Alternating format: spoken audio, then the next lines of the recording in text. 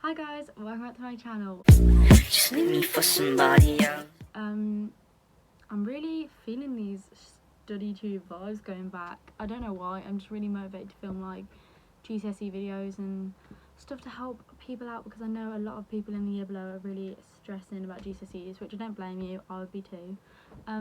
So today I've got a highly requested, joking, no one requested it, but I'm doing it anyway. I'm going to be just giving you some tips and revision tips, showing you my notes, explaining tips my teachers told me that might not have told you about English, literature and language. So that is what I'm going to be doing. I really hope you enjoy, and if you have any videos like this or any videos whatsoever, I do everything. I know, I'm a bit of a beast, that you want me to film, then comment down below and I'll be happy to do that. So yeah, let's just get into it. Okay, so the first thing I'm going to say about English literature is that knowing the course and the course overview and how many percent is what is key, because you need to, like, there's a lot of stuff to revise, there's a lot of quotes, there's loads. So you need to give out your time correctly to make sure you're like fitting everything in. So this was my Macbeth folder, and this is probably my best folder I did. This was before I got stressed with everything. So I'm going to give you an overview of this and just show you and try and explain some tips and stuff of what you can do in a folder and how to keep a good lit folder. So yeah.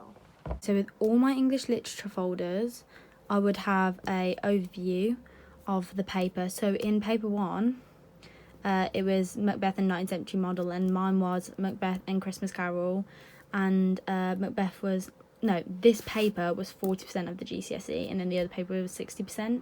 So the paper was 1 hour 45 and 64 marks, and it was split between the two. So I highlighted which one was in this paper, and paper 2, this is just, I made this on Word and then I put it in front of all of my folders. So if you want to screenshot this, then you can. So paper 2 was 2 hours 15, 96 marks, 60%, and it was modern text. So we did In Spectacles and Power and Conflict. You could either have done that or Love and Relationships.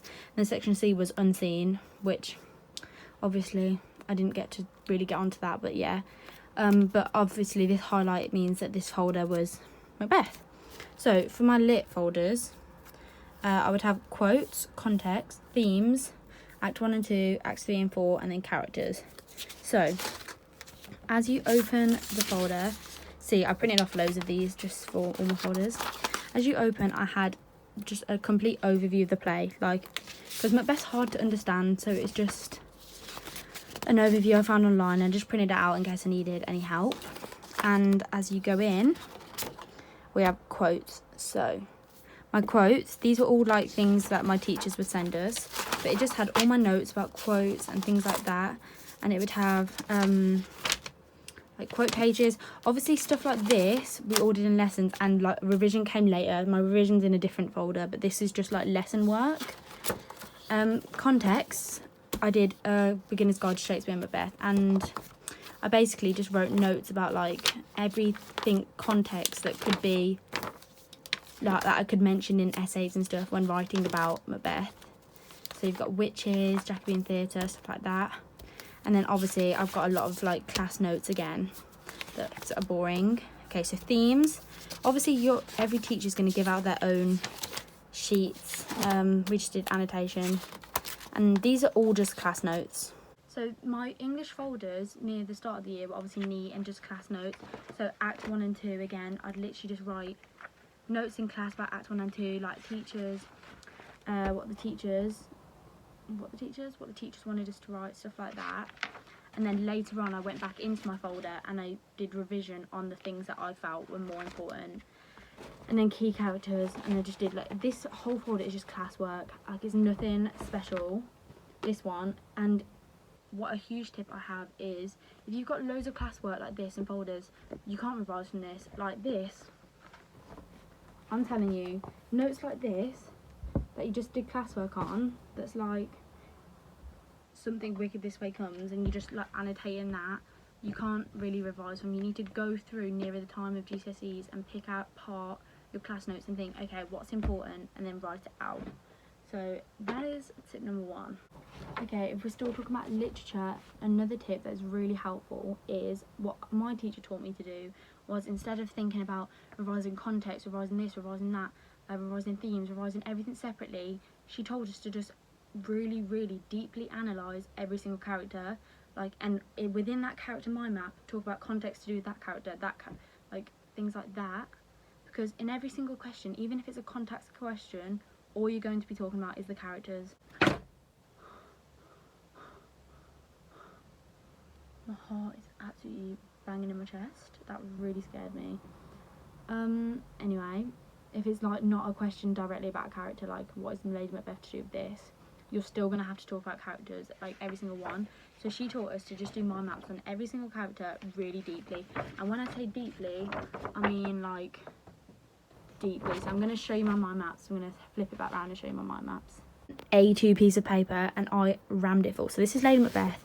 So the first section I always had was character development, and I'd write all the scenes she was in that were important. So Act 1, Scene 5, Scene 6, Act 2, Scene 5, Scene 2, Scene 3, Act 3, you get the picture. I'd just write them all out, and it would just be a basic overview of what she did and how she developed as a character. Okay, so then I would go into certain scenes that were important. So the sleepwalking scene, contrast, appearance versus reality. So even though it's a character, I'm still talking about themes and how it could relate to each character. I'm writing a quote, then I'm writing what it contrasts with, and I'm writing what the quote could mean. So then, feminine versus masculinity. So these are all theme questions that you could be asked about, but this whole thing is to do with Lady Macbeth. So it's not the whole of femininity, I can't say the word, versus masculinity. It's to do with everything here is to do with Macbeth, with Lady Macbeth. So this shows how she's powerful and how she's powerless. Isolation in Lady Macbeth, descent into madness, supernatural in Lady Macbeth, and appearance versus reality. So all the theme questions you could be asked about Macbeth, these are all the themes you could be asked, but all focus on Lady Macbeth. Okay, so I'll give you one more example. So that was my Lady Macbeth one. I don't know if anybody would want that mind map, but it's on Depop if you do. Okay, so here's one for Christmas Carol. So it's the ghosts. So there's context about the ghosts and why it was important in Dickens' time.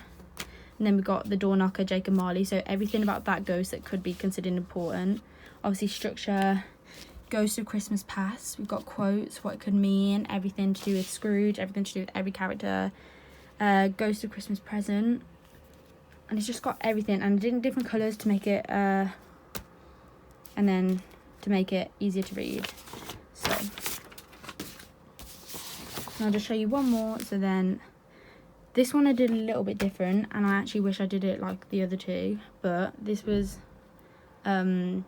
Macbeth. So it's guilty conscience in Macbeth, ambition in Macbeth, a good man, bad from the start, and then a bit more on the back about Lady Macbeth and Macbeth's relationship. So I was never a mind map person in GCSEs, but in English, I think characters, the best way to do it is mind maps.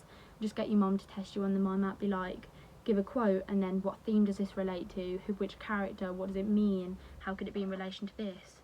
And just get your family members or just read through mind maps. They're really helpful in English, I find.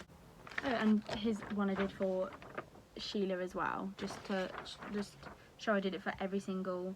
So I did temper, socialism, affair, of boys being a typical Edwardian woman, perspective, language, character development, and I just write as much, every single thing I could possibly say about Sheila, I would write on these mind maps. Okay, so if your English teachers are like mine, they would give out a lot of sheets that look like this. So just sheet after sheet of stuff that's really helpful, social context, but you can't learn from paragraphs and paragraphs of work. So what you've got to do, you've got to go through and make mind maps or make cards and just really focus down, because you can't remember everything. The thing about English is there's so much to know, to learn. There's all the poems, there's everything, that you can't do it all. So just give yourself a chance and just really note down, and worst comes to worst in English, if you need to blab yourself out of it, you can. Okay, so our teacher taught us this ladder with how to revise literature. So it looks like this. and I'll explain it to you. So these are the 4 things you need to know about the book the book you're reading, and it like how you start, and then you have to build up, and then to get the high grades you've got to have been able to do all 4. So to start, you've got character. You have to be able to talk about the characters. That's the most important bit. So you have to be able to say like who they are, how they relate to the book, the theme, and how they change. How they change is so important. So do a timeline of every character if you can, or like what I did, character development, because how they change is a really common question you will be asked. So the next step of the ladder is the plot. So what happens when, and the subplot. So you have to know the plot, and you have to be able to pick bits out and be able to talk about the novel as a whole.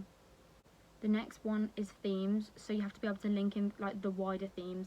So if you're talking about Lady Macbeth, you have to be talking about like femininity versus masculinity, and you have to be talking about appearance versus reality. And then finally is style. So the writer's style. If you're a high grade, you have to talk about how they're writing, like what they're using. Not so much like you have to annotate, but not so much like analytical annotation. It's more like context and language used, and just like an insight into the work. Another thing I would do if I was struggling to remember quotes, is I'd make like quote packs. So this was in spectacles, and I'd write the quote. So this quote was, the Titanic, she sails next week, unsinkable, absolutely unsinkable. Mr. Burling, Act 1. I'd write that, and then I'd write, the war won't break out in Germany. That's another quote to do with that theme.